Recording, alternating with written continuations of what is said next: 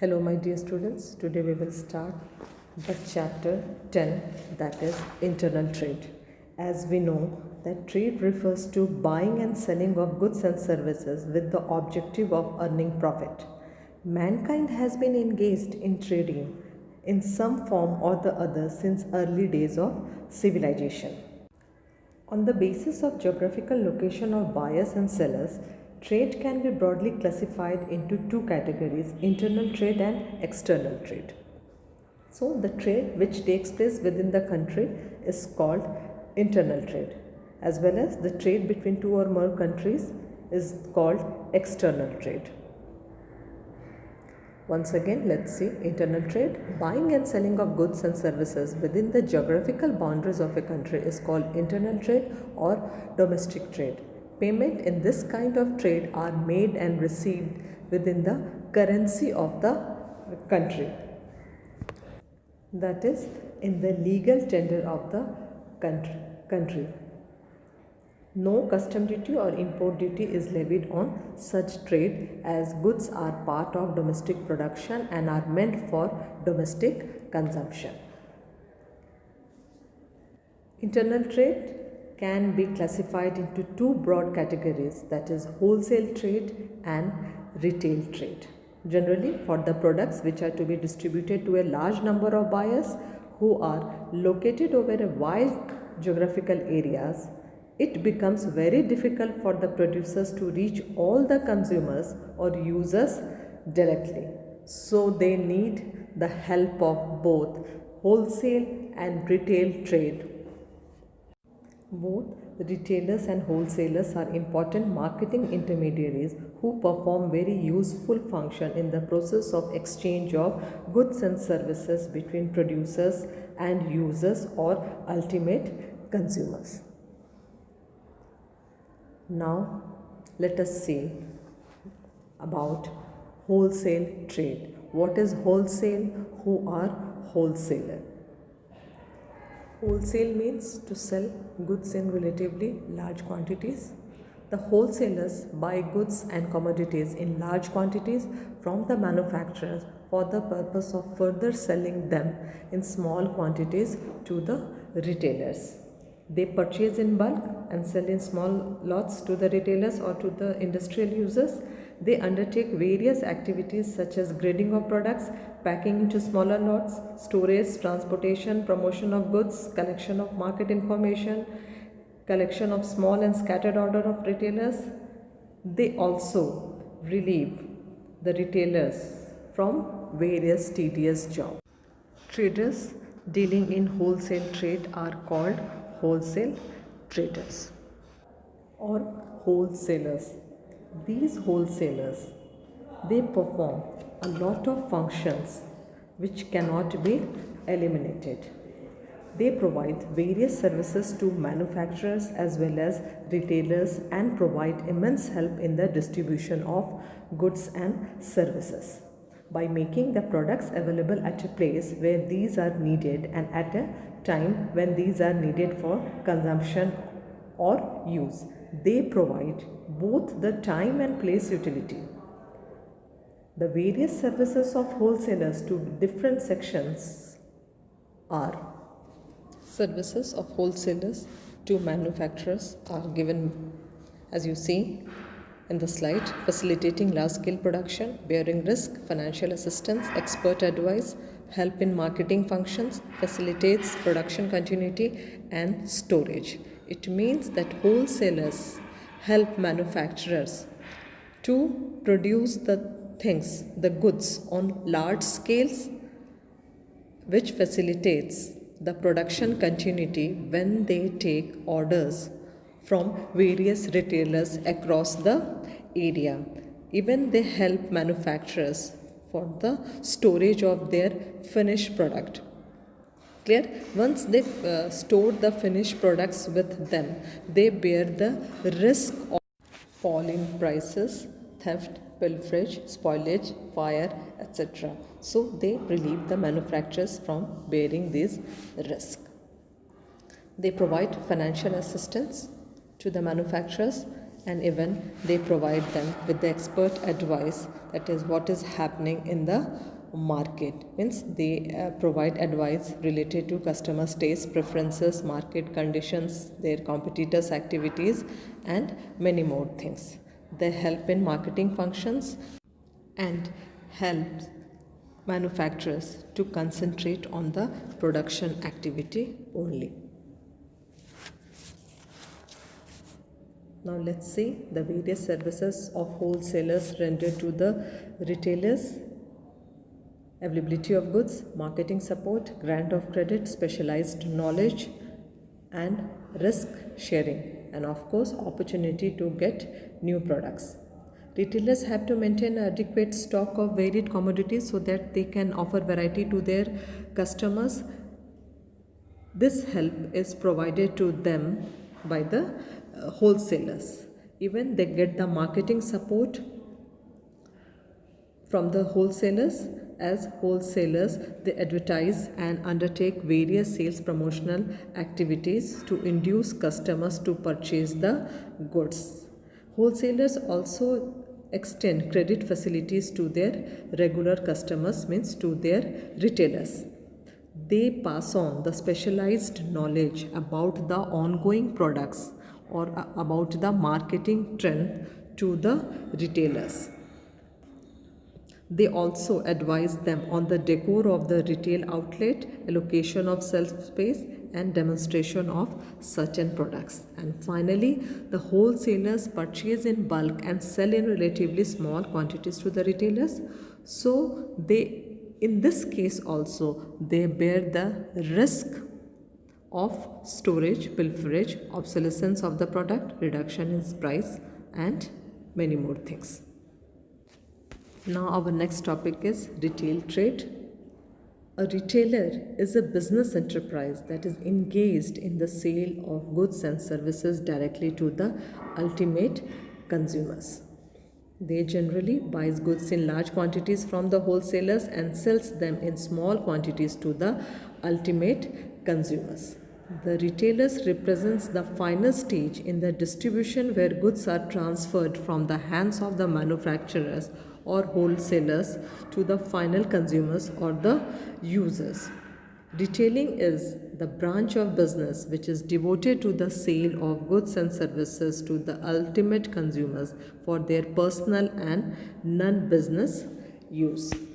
As we know that retailers serve as an important link between the producers and final consumers in the distribution of products and services, they provide useful services to both the consumers as well as wholesalers and the manufacturers.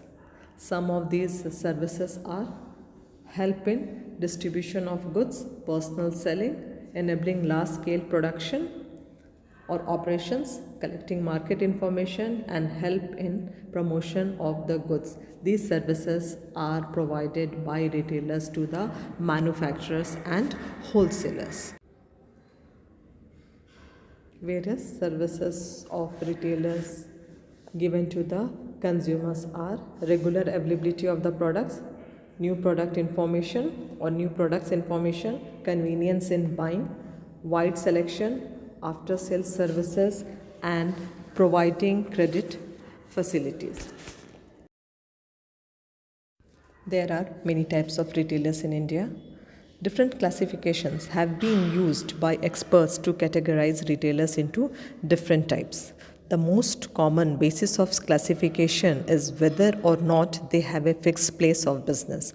On the basis, there are two categories of retailers: itinerant retailers and fixed shop retailers. Itinerant retailers are those traders which do not have a fixed place of business to operate from. They keep on moving with their wares from street to street or place to place in search of customers. Whereas fixed shop retailers are those traders which carry on business in a fixed building, either owned or rented. Selection of site is made after considering factors like line of business, nature of customers, easy accessibility, etc. They don't have to move from place to serve their customers. The various types of itinerant and fixed shop retailers are itinerant, peddlers and hawkers, street traders, market traders, cheap jack traders, and once again fixed shop retailers are classified into small retailers and fixed shop large retailers. Under fixed shop small retailers, street stalls, general stores, specialty stores, second hand goods shops, and in case of fixed shop large retailers there are many classification, out of which we will study only about departmental stores and chain stores. Now we will discuss departmental stores and chain stores one by one. Departmental stores. As we know that departmental stores comes under the fixed shop large stores.